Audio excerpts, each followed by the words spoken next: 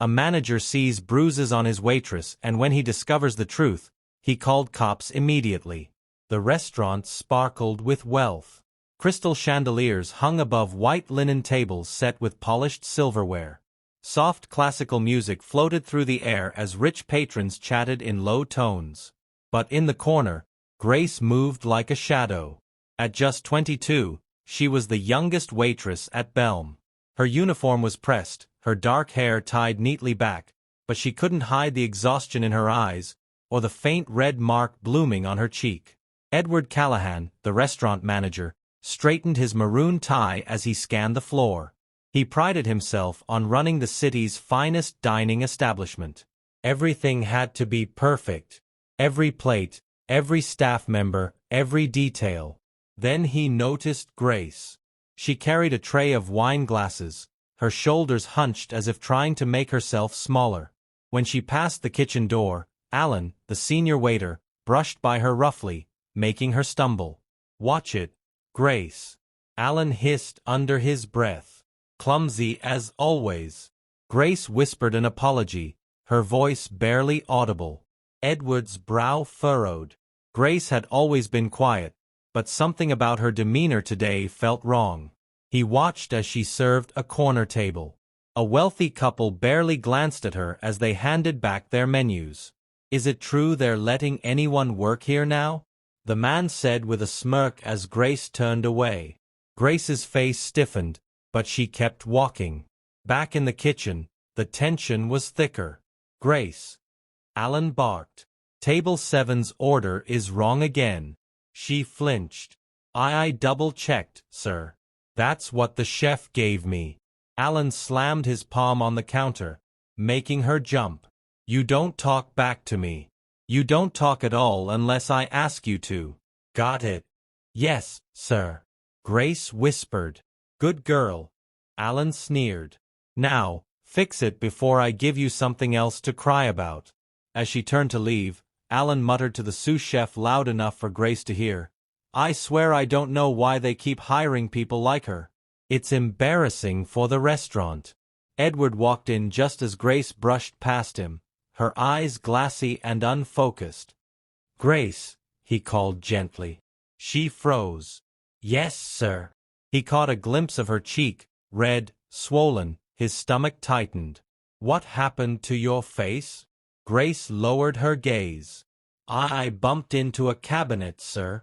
Edward didn't believe her for a second. Throughout the evening, Edward observed closely.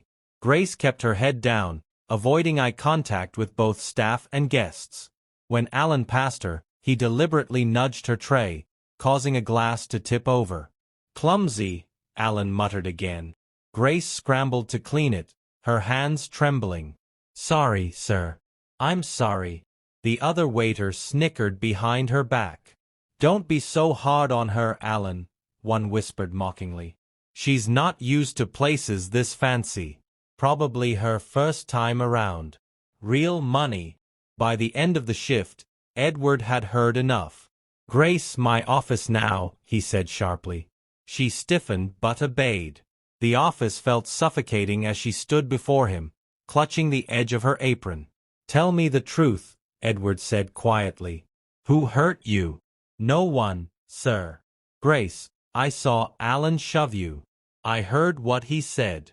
Her lips quivered. "Please don't ask me, sir. It'll only make it worse." "Worse? How much worse can it get?" Tears spilled down her cheeks as she whispered, "They say I'm not good enough to work here because of how I look, because I'm black. Alan hit me today for dropping a spoon. He said if I complained, no one would believe me." Edward's jaw clenched, his hands curling into fists. "Stay here, Grace," he said, his voice tight. "I promise you this ends tonight." Edward's jaw tightened as Grace's words echoed in his head. They said, "I'm not good enough to work here because of how I look, because I'm black. Alan hit me today for dropping a spoon. He said if I complained, no one would believe me." He had heard enough. "Grace, stay here." "Don't move," Edward said, his voice low but sharp with anger. Grace looked up, her eyes wide. "Sir." Please don't make it worse. They'll come after me again. They won't get the chance, Edward said firmly. I won't let them. Edward marched out of his office, his polished shoes clicking hard against the tiled floor. Heads turned as he strode past tables filled with diners enjoying their evening.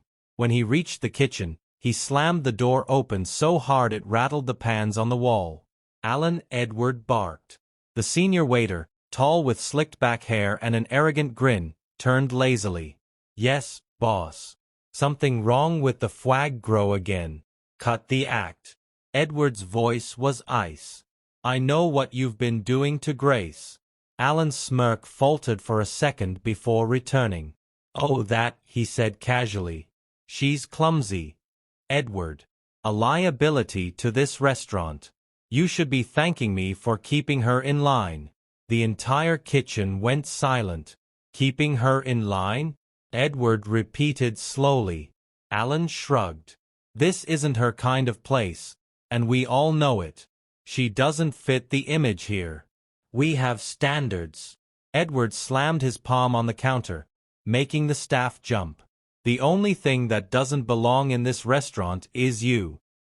He growled. Alan's face darkened.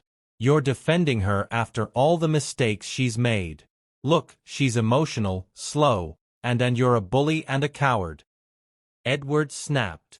Alan stepped closer, his voice dropping to a sneer. Careful, boss.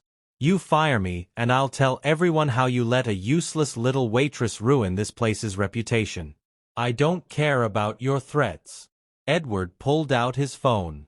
But I do care about the law. He dialed swiftly. Hello, police. I need officers at Belle Maison immediately. One of my staff assaulted another on the job. Alan's eyes went wide.